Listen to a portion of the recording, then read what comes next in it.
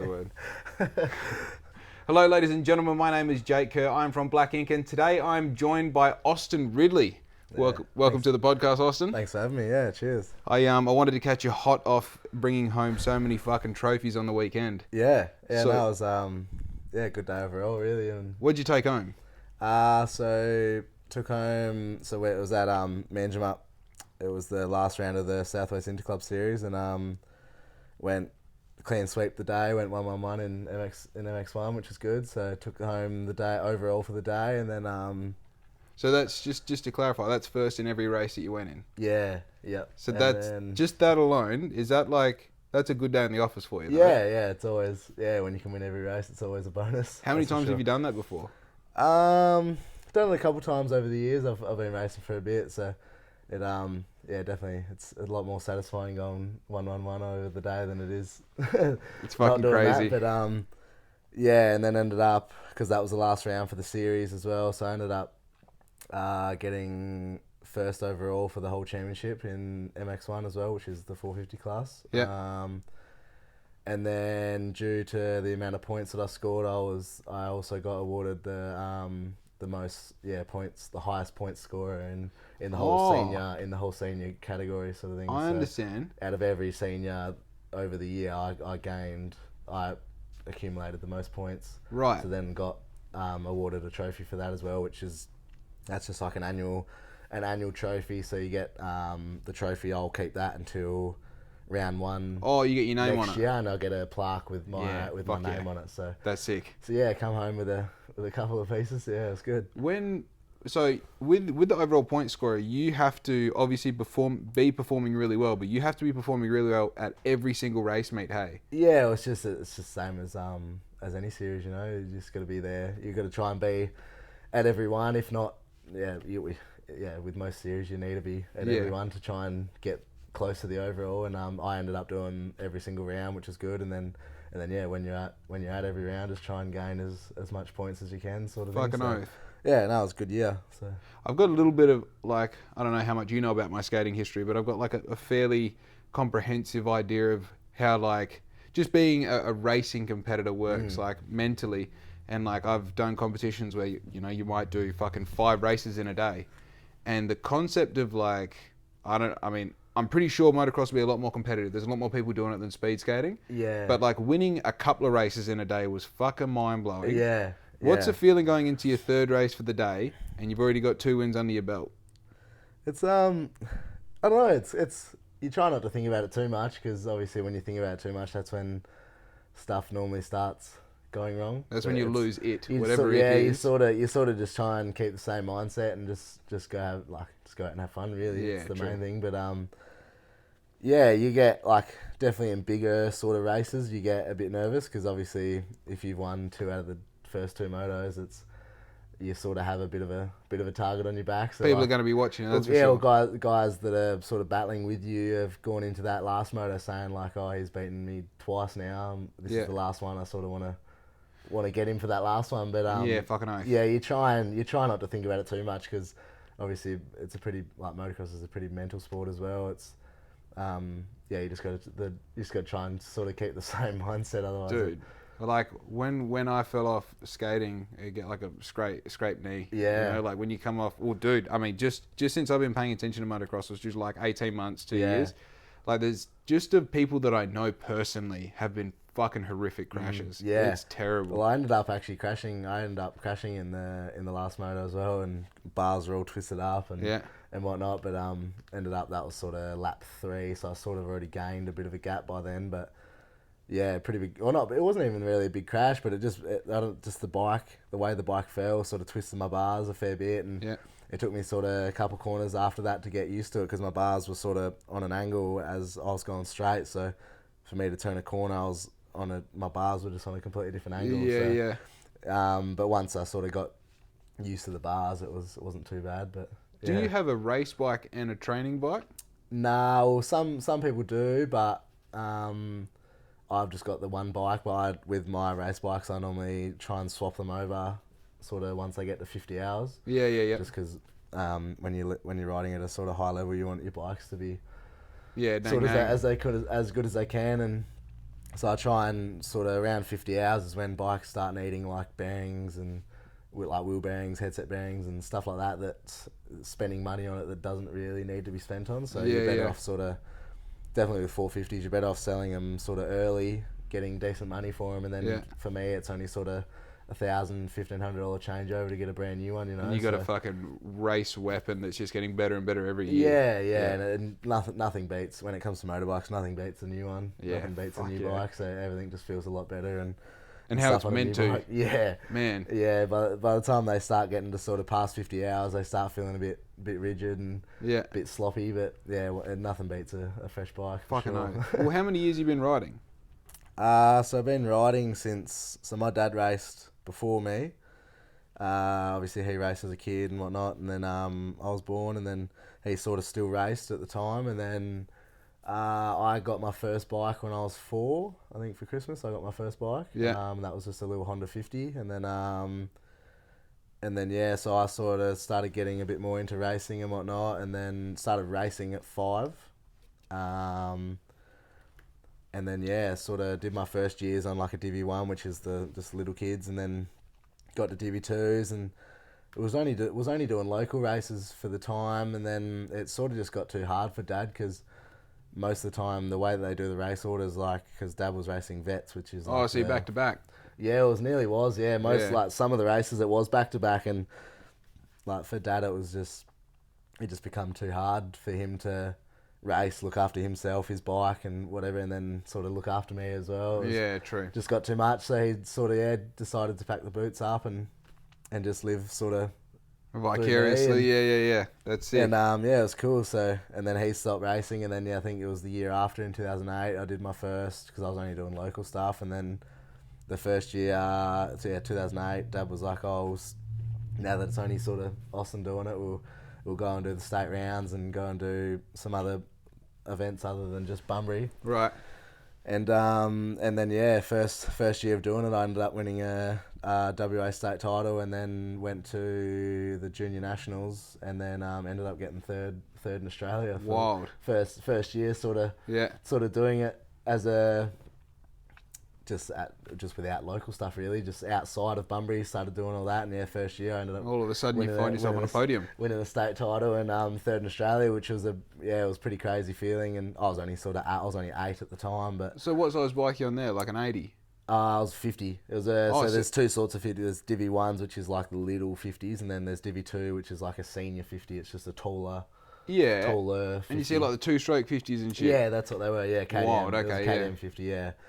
And then so it sort of blew Dad away, like just the fact that it was the first year sort of doing it. And it's all happening already. Yeah. So then sort of from then on, they were like, we'll get right in it, because normally it's around those years where the parents know that they're either going to race or they're not, like they're either interested or they're not interested. And sort of after that, Mum and Dad were like, how do you feel about winning? How is this is like, not very often do you have someone that's like a consistent winner, and like you get to a point where I'm sure you've had a conversation with yourself where you're like, I'm the fucking guy. You know what I mean? Like, not in a cocky way, but like I rock up and I can win. I've got that capability. So how does that feel? Yeah, it's winning's best feeling for sure. Yeah. Like when you can go to a race, and definitely I find races that you've got to work for it, I find more satisfying, just because you've got to put the work in to win. But it just obviously gives you that bit more confidence, and gives you, and just helps you as well if you're training during the week and on and off the bike, and then you get a win and then you end up getting a win on the weekend. It's definitely a lot more satisfying, and it sort of gives you more motivation to keep training. You know, it beats you down when you're sort of getting that second or third or fourth or fifth sort of thing over a long time. It sort of beats you up because you think that you're not really progressing, but it's just with motocross, you could be winning one time and be sort of fifth the next time, and you're not really riding any different. It's just it's just one of those sports.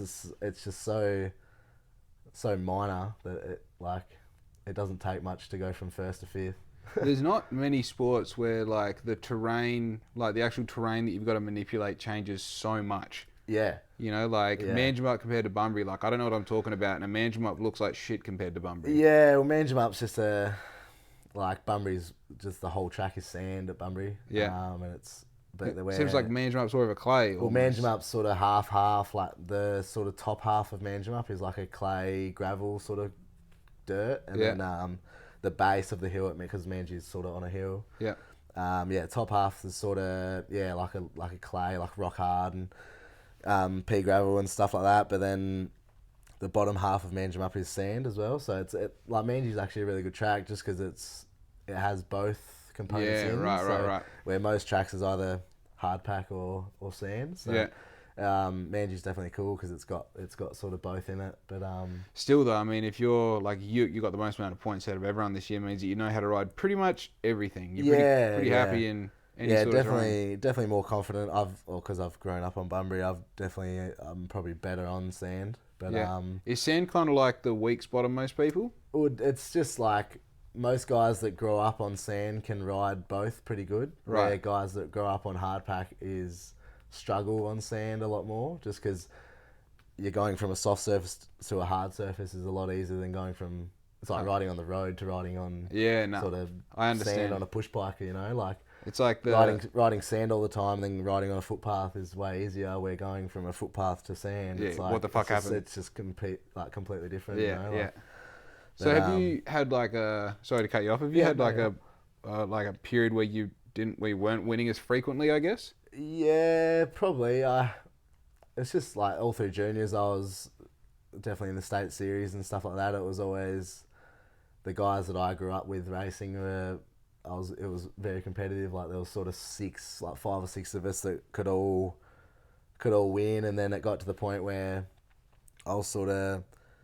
it just got to the point in like 65, 85 where a couple of guys that were in the top sort of 3 in my class were the parents just not supported them a bit more, but they just took that extra leap and got them to the next level sort of thing, and like we're getting them homeschooled and we're traveling over east and doing a lot more traveling where my parents just weren't like. No, I don't blame them for not doing it, but for giving you a normal, pretty they just couldn't afford for me to do that. They just couldn't afford to send me they just couldn't afford to send me over east all the time, and they couldn't afford like mum is a primary school teacher, so she just didn't see the point in me being homeschooled and all that just for motocross. Like homeschooling is a crazy level though. Yeah, and once those kids that were in front of me, like that I was battling / beating at the time, once they started to get homeschooled, they just went that much quicker because they were they were getting home. They were doing their homeschool stuff for an hour, 2 hours during the day, and then they'd go riding for the rest of the day. So and even their recovery, their diet, everything is just like and they just had a lot more time to ride. Where at the time, because I obviously didn't have a license or anything, it was just Mum worked from sort of 8 till 4. Yeah, normal hours. 6 till 6 really, and I couldn't ride during the week, so I was just basically going weekend to weekend, and just if I wasn't racing, I was training on the weekend, but I was going from weekend to weekend riding, and they were sort of like 3 days ahead of me before I even got on my bike. And then time's up by 6 months, and they're just fucking. It all adds up, and that's what I mean. Bike time with motocross, bike time is the best thing, Like you can do as much stuff as you want in the gym, but if you're not riding often, it's pointless, Like. It's funny. I'm drawing so many similarities between skating and riding. It's crazy. There's no better training than actually doing the sport, thing.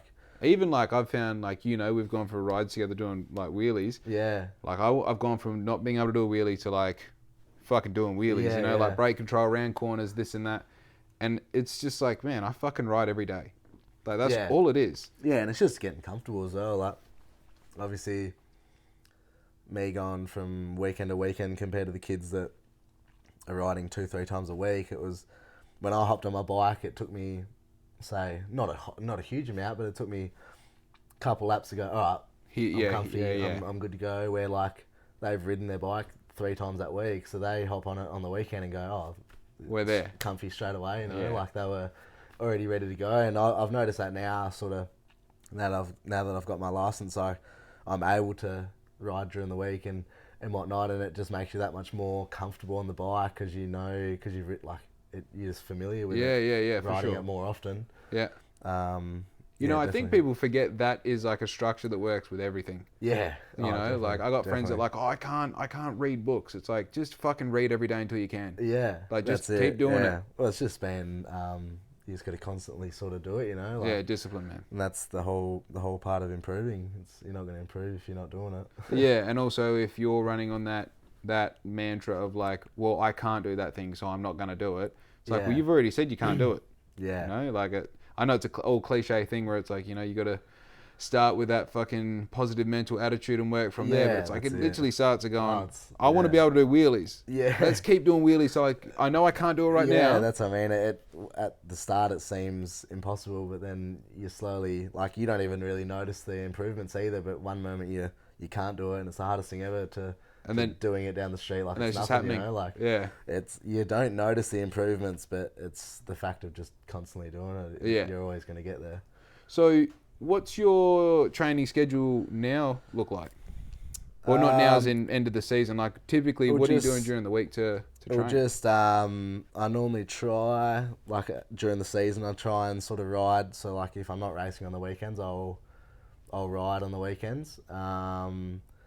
And train and whatnot, and then but sort of during the week I'll try and ride my bike maybe like once or twice, mostly twice a week. I normally try sort of like a Tuesday, Thursday, so then it gives me a day sort of either side to wash my bike and get it ready and whatnot. But then that's down here at Bunbury, yeah? Yeah. I normally go to Bunbury or maybe like a couple of private tracks around here and stuff like that. But yeah, so normally, like, say if I race on the weekend, Monday is normally just cleaning the bike and stuff, and then I'll sort of Tuesday I'll try ride the bike. Then Wednesday I've got a sort of gym set up at home, and normally either do a workout at home, just cardio stuff, like I've got a roll machine and a spin bike and some rope and skipping rope and stuff like that. So I normally try and do that on a Wednesday. Either that or I'll go to the rec centre and do some swimming and stuff. And which I've just sort of brought into my program this year.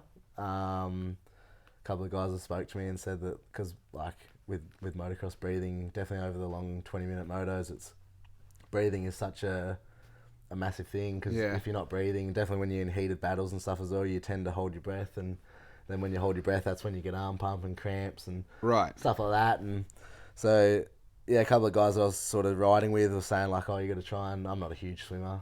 I don't know, not a huge fan, but to like increase your like VO2 and just overall and like upper body strength and as well. And wow. So I started doing that, and I noticed a huge improvement in my riding just from going out and swimming. Wow. Like I was sort of going there, I'd go to the pool, sort of do 12 to 100 meters, and then go in the sauna, sit in the sauna for 10 minutes or 10, 15 minutes, and then sit in the spa for 10 minutes, just relax, and then go home. But I noticed just from doing that constantly as well, I noticed a huge difference just in my riding, just because obviously upper body strength is a lot with motocross. Yeah, for sure. And then obviously just getting yourself in a breathing pattern as well. It's Are you very like important. Thinking about your breathing while you're riding? Or definitely. Yeah, 100%. Right. And what does it look like? A constant reminder to breathe, or are you? I never, like, I used to struggle with it a lot, like arm pump. I used to struggle with that a fair bit, but I've sort of gotten to the point now where I can just every corner, like normally on the entrance of every corner, I just sort of big breath in, big breath out, or if it's like a long straight or anywhere that I can that I'm not manhandling the bike, or even in the air sometimes if it's a big enough jump. But finding tempo where you can kind of get like a just because that's what I mean. It's if you're definitely when you're in a battle, like because you're trying as hard as you can, you do tend to hold your breath. But it's once you get out of that battle, or even if you're during the battle sort of thing, you need to try and get as much breath as you can, because otherwise you get 2 laps in and you're stuffed sort of. Fuck, man, I never thought about it like that.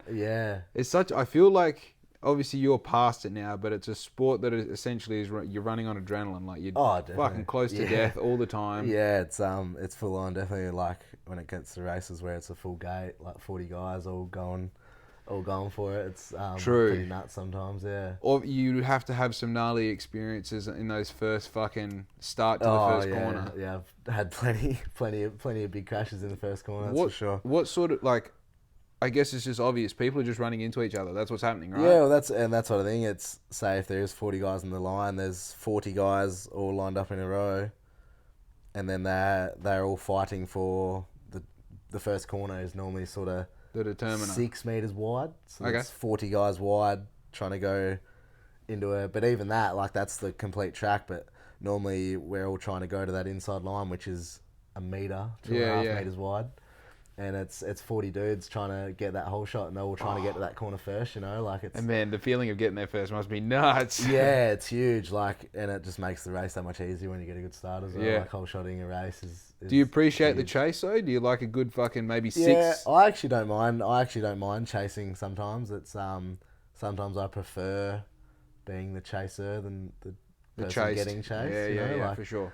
Just because when you're chasing, you can sort of watch their lines and see where they're making mistakes, like see where they're faster than you, see where they're slower, and then you can sort of plan where you're going to pass. Where when you're in front, you can't see what they're doing, so your mindset is just you've got to go. Where like when they're behind you, they don't really have to push at all. Really, they can just sit there behind you and just watch you until they find that they're in a decent spot, you know. Like, I know, right fucking here, he always skips just at, whatever it is. Yeah, and they can see, like, they can tell if they're doing different lines, they can go, oh, look, I'm faster than him here.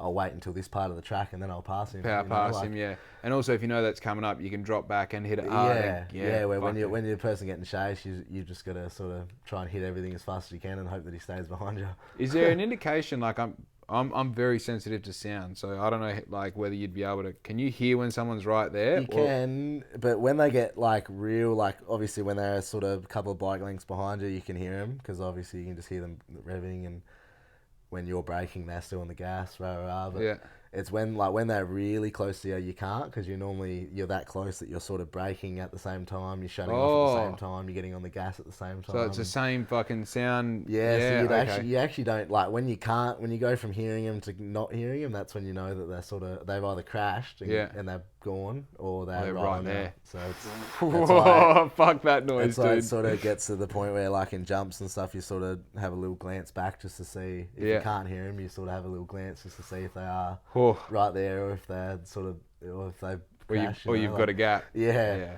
There's no in the few sports that I've competed in, like skating and cycling and stuff like that, when someone crashes, like, what's the code with these guys? Is that like, okay, he's dead, like, he's out?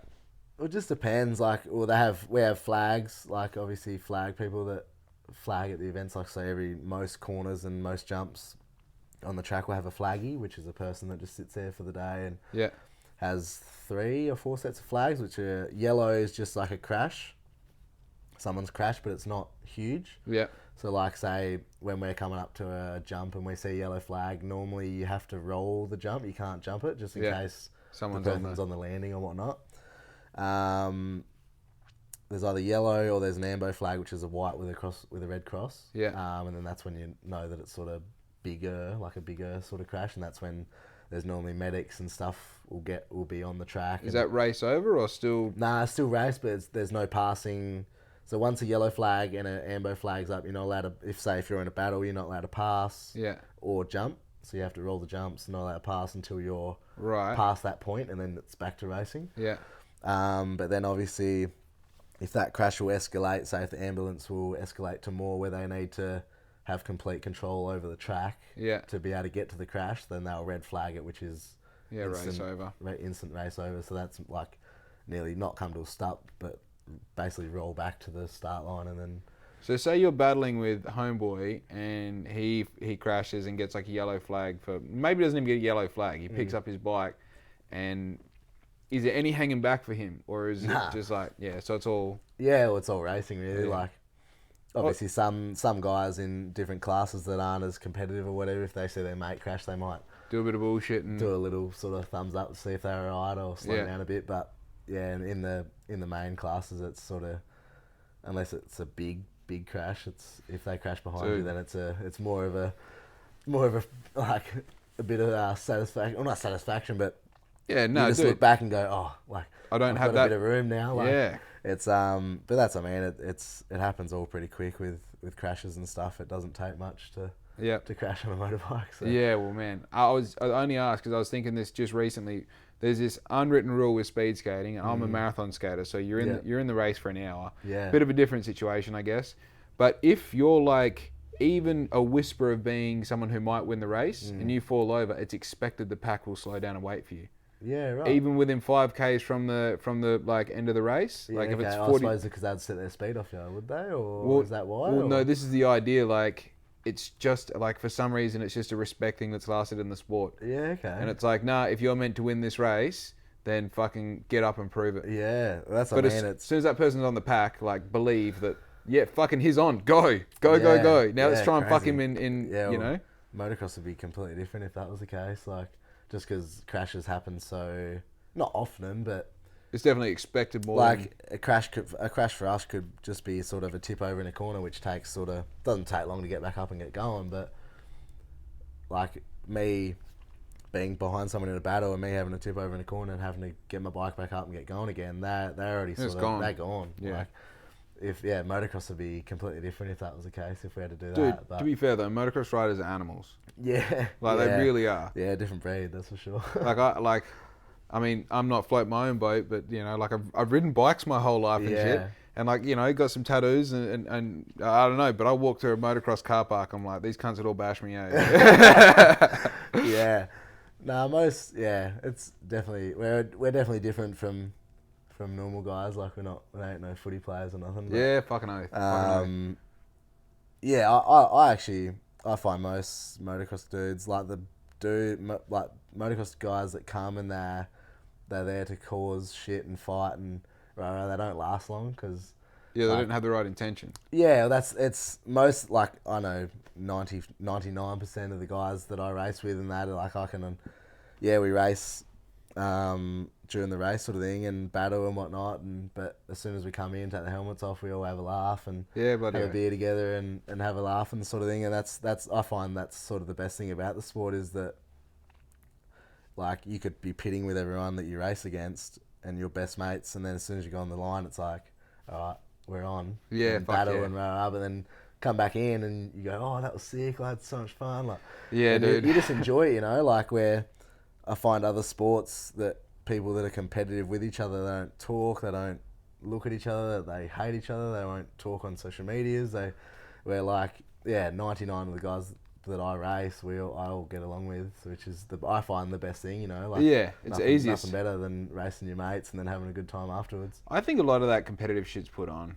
You know, like, I think it's like some of it is an act to get yourself to a point where you're like, I actually am feeling like real emotions are like, I want to beat this person. Yeah, and sometimes like with motocross, it's not half the time, but most of the time it's the parents that force the rivalries. Like, that's just sport in general. Yeah, it's nuts. Like, it's crazy that the kids have that.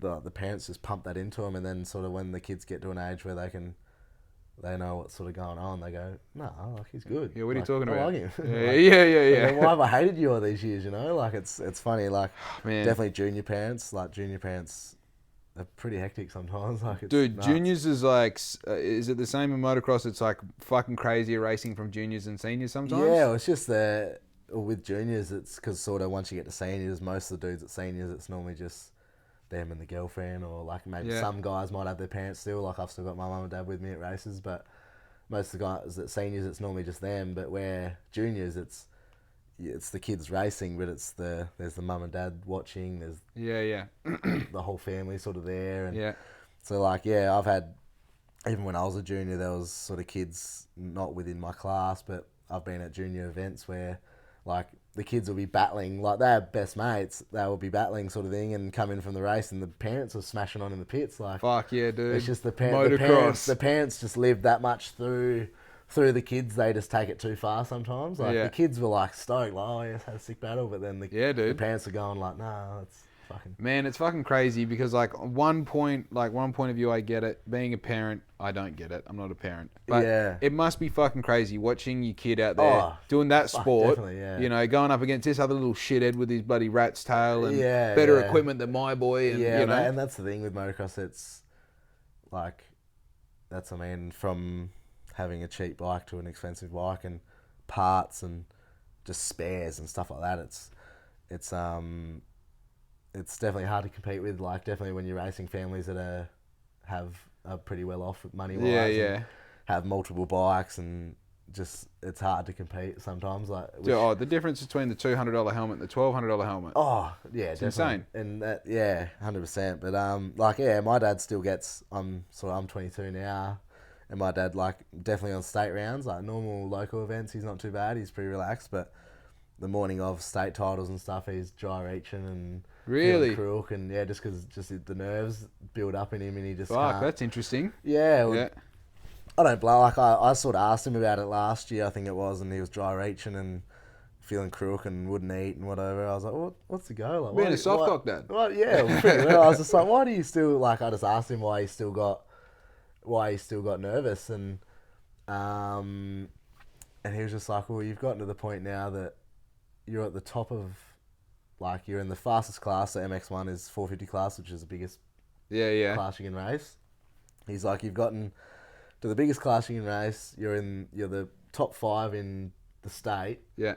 So you're going quick, and it's just the fact of, like, the speed that we're going at now. Like, when something goes wrong, it's normally pretty big. Yeah. Like, it's just the fact of, and like I don't blame him. Like, it's a pretty full on sport, and definitely when it's his kid, and what I'm the only child as well, so it's his only boy. So yeah, putting his life on the line and stuff like that, and yeah, I sort of was like, oh yeah, like it does enough. Yeah, it does like, make a bit of sense. I don't blame you. Like, it's pretty full on. Yeah, dude. I think it's how my parents feel when I go out on Saturday nights. You know? It's my only boy. Just don't say anything smart to the wrong people. Yeah, it's So what do you want to do with motocross? Like, where do you want to take it? I don't know. I've just sort of look at it now as a sport. I got to the point where my last sort of three years of juniors, it just got to the point, like, sort of, if you're going to make it with motocross, you have to make it pretty early. Yeah. Like, if you're not sort of the man by 15, 16, it's sort of not too late, but like, because that's the main, like I was saying before, my parents just couldn't afford for me to go over east and ride, because that's where all the teams are. Like, that's where all the big sponsors and stuff are. And I guess there's heaps more tracks over there as well. Just WA has such a disadvantage because, like, we're so far away from everyone else, where for us to get noticed, if you're not going over there and winning, so say even if I went over there and got 10th, yeah, which is good for, like, I'd be stoked, but that's nothing to them. Like, unless a WA guy is going over there, over east, and winning, they just don't want to know about it, you know? Like, yeah, right. You're out of the circle.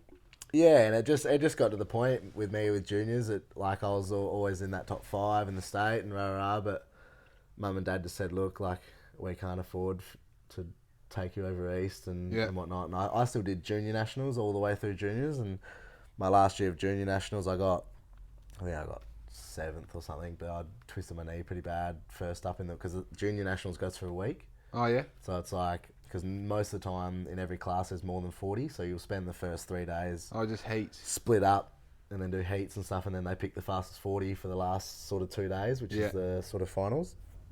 And yeah, they just said, look, like, we just can't afford it. Like, just straight up, just said, look, we can't afford it. Like, yeah, you've done good with your results in motocross through juniors. You've won state titles, got podiums at nationals and multiple trophies and whatnot, but they just said, like, look, we can't afford it. You've just got to start looking at this as a sport, not a lifestyle, because some of the kids that were above me were just going all out. Like, there was families that were selling houses and, like, living out of a caravan just for their kid to hopefully make it, and like adding to their mortgages so they could send their kid over east. And how do you feel about that now? Do you obviously there's always that part of me that would have loved to go through all of that and go over east and travel and race and try and sort of make it, but once you sort of realise, it's like, you look at it as a sport, and then you realise that in Australia there's not a huge amount of money to be made in motocross, unless you're winning everything. You might make 120, 130. Yeah. But, like, most of the dudes that I know that are professionals, they still have to have something a job. Going on. Yeah. They've still got to have something to earn enough to live, you know? Like, once I saw that and realised that it's, like, there was always that part of me that wanted to be, like, because obviously as a kid growing up, It's a dream. Always want to be a professional motocross racer, but yeah, once I sort of got to that age where I knew what the go was with everything, price wise and money wise and stuff like that, I sort of was like, I'm not. I can understand how we're here. Yeah, and I've had a good life as well. It's not like I had a shit life and rah, but like, I was satisfied. Like I've had my sort of, not glory years, but I've had years where I've like won and rah, but. To be honest, man, you probably find like what you've got, because this is the thing, like you've got a skill set that you probably don't really appreciate yet. You know how to win, you know how to work, you know how to like what 100% commitment is. Yeah, and that's what I mean, like 5 years down the track, I'm going to be in front really, because say if they go there and make what $40,000-$50,000 a year, like they've been homeschooled their whole life, so they've got hardly an education. They've got no like tickets behind them. They've got no like apprenticeships or anything. They've got nothing qualification wise behind them. Like if motocross doesn't work, that's it. You got nothing. Where life of an ex-athlete is like hard. Where now I still race motocross. I'm an apprentice. I earn a wage. I still enjoy myself on the weekends other than motocross. Like I still live a life and still race motocross, where they've put their whole life on the line for motocross, and if it doesn't work, they've got nothing to fall back on. You know, like work if they fall off their fucking bike once and fuck themselves. And that's the thing. Like if I decide not to race motocross tomorrow, it's not going to change my life at all. Yeah. Like where for them, that's everything. You know, like if they don't race motocross, they've got nothing. That conversation is: are you going to be the best? Yeah. You know, if you're going to be the best, sure, give it everything. Yeah. But unless you believe you can be the best, the man, then it's probably worth being smart about it. Yeah. Saying, I'm going to ride motocross forever, but I'm going to give myself 2 or 3 or 4 more options. Yeah. You know? Yeah, definitely. And I enjoy it as a sport now, and I probably enjoy it more now that I do have a bit more fun with it. Yeah. Like, obviously still racing competitively and still do a lot of the rounds and stuff, but now that I'm sort of not going, I need to win because I want to become a professional. It's more now like I want to go good for me sort of thing. It's more just you can add a bit more fun to it and not as much pressure. It's cool when you don't have to win, but you still do it anyway. You know? Yeah, definitely a lot more satisfying when you do win. But, so what was the draw to BLXCK INK? I mean, I'm not mad at all that you're fucking wearing the brand, but yeah, what was the draw? Don't know. It's just I've obviously noticed you from a couple of years back when you were, because obviously you were supporting Brody Cassidy for the couple of years. And also like Brock Nelson and like those two guys I sort of looked up to as juniors. Yeah. Like when I was sort of 5-6 years old, they were sort of 12 or 13 or whatever, but like they were sort of at the time, those Brock and Brody were sort of the guys. Like someone was telling me this, dude, Brody's mum was telling me this the other day. She's like, dude, didn't matter what Brody did, everyone was fucking following him. Yeah. He's a real culture setter, you know? Yeah. And it was cool. Like there was a lot of guys at Bunbury and even at Perth and stuff that I looked up to as a kid, but yeah, I grew up around Brock a little bit and also Brody, and then so once I saw that sort of you were supporting them, it was like, check it out. And, awesome. So from there, it was because obviously I was friends with them on social media and stuff, and then I think you supported him at Brody at Manjimup. Yeah, and I saw that and I was like, what's the go here? And then sort of from there I sort of followed you from there, and then I just thought it was cool, just the way that you were always producing stuff and always making different things, and were like, I saw you everywhere on social media. Just doing shit. I couldn't get away from it, but it was cool to see, and so I just thought.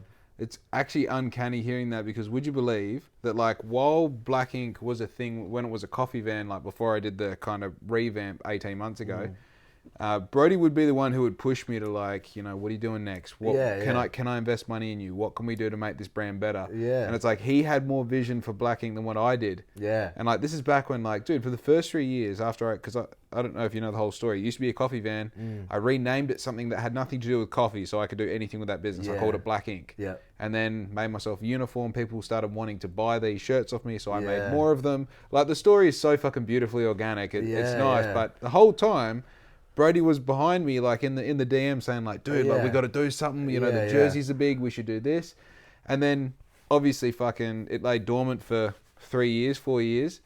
And when I say like religiously once every 6 months, Brady would call up and say like, hey man, what's going on with Black Ink? What are you doing? And every time I'm like, bro, shut the fuck up. Yeah. Like nothing's going on. Yeah. And then one day he called me when and it just all clicked. And I was like, oh, why the fuck am I not doing Black Ink? Yeah. And that was right. I think this is like maybe 3 months before Manjimup. He goes, I'm going to go to Manjimup. Yeah. I want Black Ink all over the bike. I want a jersey. He created the jersey. Yeah, sick. He organized all the plastics and shit. And then all of a sudden, I remember I went from like selling like, half a dozen shirts a month. Yeah. To like, or it wasn't that it even increased my sales. It was like I was like literally I was paying the print bar to create these shirts for $50 so I could sell them for $60. Yeah. And I was packing them on my dad's pool table. Yeah. And then all of a sudden we did this trip to Manjimup where I got these really two good like batches of content. I made them into reels. They popped off.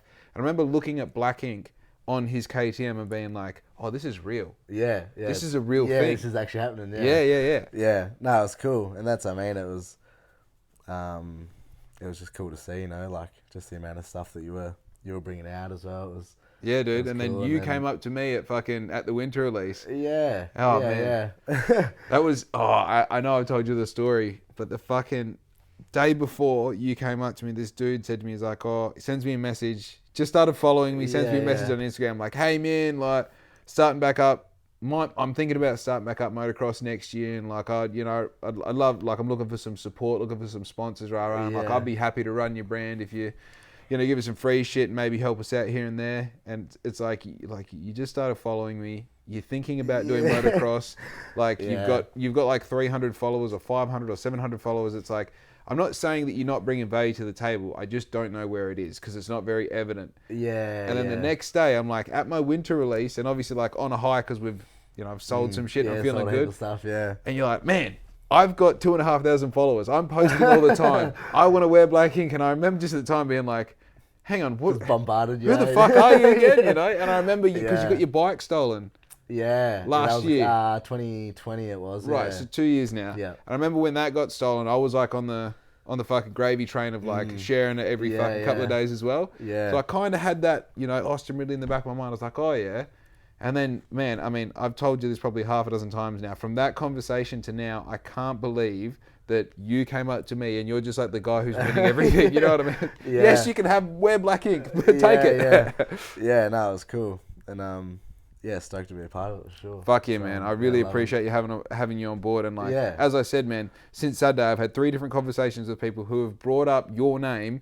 Not like we're talking about shit to do with Black Ink. They're just like, oh, and Austin Ridley. Oh, wait, don't you sponsor Austin? It's like, fuck me. Yeah, I do. Yeah, and it's vice versa as well. Like even me at motocross or even me sort of with mates and like I've gotten the question multiple times since we've started sort of working together and like, what's Black Ink? Like, yeah, seeing it's all like, and now that I've got the graphics on my bike and they're like, bike looks so sick. Like, who's Black Ink? It's like, oh, like that's cool. And then it gets them involved as well.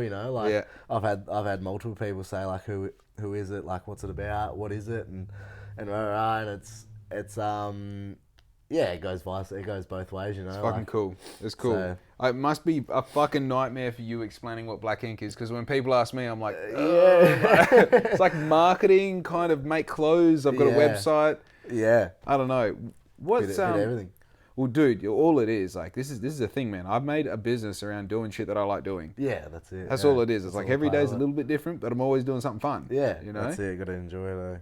What do you reckon? I know this is going to put you on the spot, but what do you reckon we could do together? I don't know, maybe a product, maybe a fucking content's easy. We're going to do content together anyway. I feel, but I reckon there's a product that we could do that would service the audience that we share. Yeah. You know what I mean? I've always had this I've had this concept for ages. I want like like those Apple tags that you put on your keys? Yeah. So you can never lose your keys? Yeah. I want to get one of those, but I want it to be like, like a pill and you put it in your bar. Yeah, right. So and like it might last 6 months or something, Yeah. And like that's the sort of thing where it would make sense if like Black Ink released it, but if like made that like a collab product, it's fucking obvious. You know what I mean? And like, yeah, definitely, yeah. Your bike has a 35% chance of getting stolen in the 6230 postcode. We can recover it. We can find it. Yeah, that's it. Yeah, and you'd make money off it for sure. And that's what I mean. It's like bikes are getting stolen left, right, and centre now. It's crazy. It's like it's at the point now, and I'm sure it's been like this for a while. But like people make careers out of it, out of being like dirt bike thieves. Yeah, and it's just the fact that they know that they're not gonna get punished. You know, like it's. Unless you end up finding it and finding out who has it, but like they know if the person doesn't find it, the cops aren't going to do anything. Yeah. So it's just one of those things, you know, like they know that they can get away with it, so they do it more often now. Why wouldn't you? There's bikes just getting stolen everywhere. It's crazy the amount that get stolen, and big bike, like multiple bikes as well. Like there's guys that get multiple bikes stolen at one time, and people like just walking through the house at night to grab the keys and see you later, and it's like fuck, that's crazy. Like yeah, middle of the day, and it's like some of the stories you hear of bikes getting stolen. It's crazy, like how ballsy they are now. Like, well, it seems like everyone's got their shed locked. Everyone's got their bikes chained up. That's what I mean. It's everyone locks their bikes up. Yeah, and I don't really even start my bike or anything at home. Just the fact of. So then, like, if I don't start my bike and rev my bike and stuff at home, people don't know that I've got one. Yeah, very true. And but yeah, they still managed to get it anyway. But oh, you got your bike stolen at home? Yeah. Fuck. Yeah, it was like I think it was like 2-3 o'clock in the morning. They went through the side gate, and then the lock in my shed must have been a bit flogged out, so they ended up just getting like a screwdriver in there and fucking opening it up. Nuts. And then just walked out with the bike. There was 8 of them all up, but they sent the youngest one in there to go and get it. Yeah. So. Did you hear it like being kicked over and? Nah.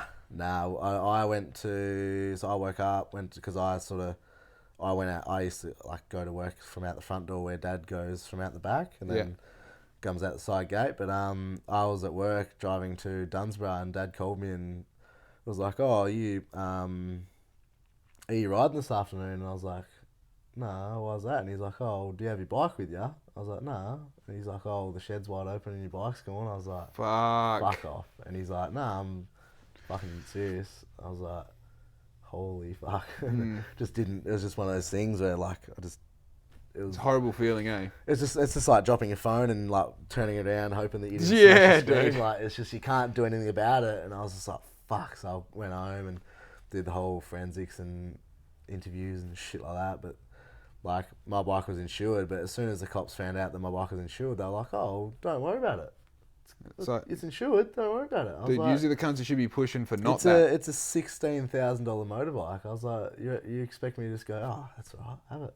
Yeah. Like, they just told me straight up, "Oh, if it's insured, don't worry about it then." I was like, "Are you kidding me?" Well, now you got your police report. You just give this to the insurance people. I know how it works. I want my bike back. Yeah, I was nuts. I was just like, fuck, they just didn't want a bar of it. And I was like, dude, it's fucking crazy. Yeah, it's just one of those things. I was like, it just blew me away that they just didn't want to help at all. Like, got to the point where I found out who had it, had proof that he had it, and they were just like, "No."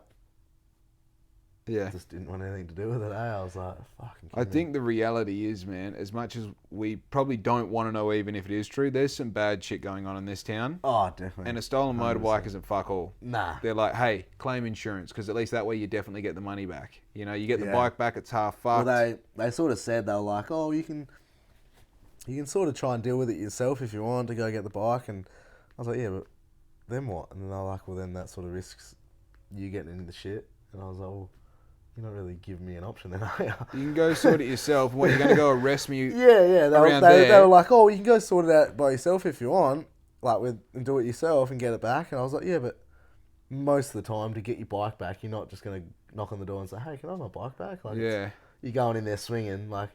And then they're like, "Yeah, but then it risks you getting in the shit." And I was like, "Well, yeah, quite fucking obviously, cheers. I'm not going to do that, you know." Yeah, no worries. That's fucking crazy. But, yeah, it was just fucking one of those things, eh? I was like... Funny, I had my bike at a mutual friend of ours, actually, one night. I went there, just like, you know, a couple of bottles of piss and some cigarettes. And I must have had, I don't drink. And I had this bike. It's a bike I've got at the moment.